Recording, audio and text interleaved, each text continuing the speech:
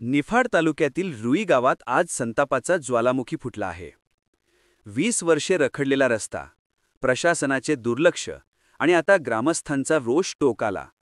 रस्त्याच्या मागणीसाठी गावकऱ्यांनी थेट आमरण उपोषण सुरू केले आहे आणि शासनाला दिलीये 2 दिवसांची अल्टिमेटम. निफाड तालुक्यातील रुई, खेडलेझुंगे, बोरमाथा हा जिल्हा परिषद रस्ता क्रमांक 266 गेल्या 20 वर्षांपासून पूर्णपणे दुर्लक्षित. दाट लोकवस्ती, शेतमाल वाहतूक, विद्यार्थ्यांची ये-जा, सर्व धोकादायक परिस्थितीत.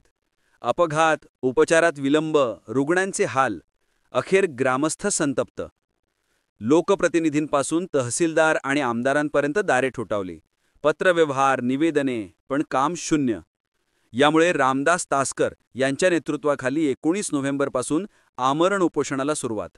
गावातील तासकर, रोटे, बोरगुडे, गायकवाड कुटुंबांसह अनेक नागरिक सहभागी. ग्रामस्थांचा तीव्र इशारा, 2 दिवसात निर्णय घेतला नाही तर आगामी निवडणुकांना बहिष्कार आणि नंतर उग्र आंदोलन.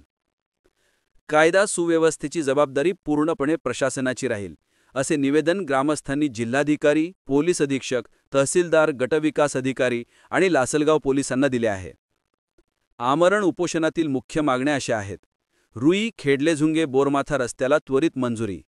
रस्त्यावरील अतिक्रमण हटवावे. पाण्याच्या निचऱ्यासाठी सिमेंट पाईप व नाले. कामात अडथळा आणणाऱ्या शेतकऱ्यांवर कडक कारवाई करून पूर्ण रस्त्याची दुरुस्ती व पुनर्बांधणी करावी. रुई गावकऱ्यांचा लढा आता निर्णायक टप्प्यावर आलाय.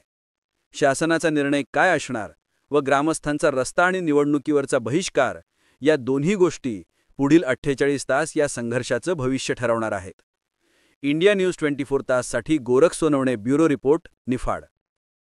आपण पाहत आहात सत्य, वेग, विश्वासाचं नवं केंद्र, इंडिया न्यूज 24 तास.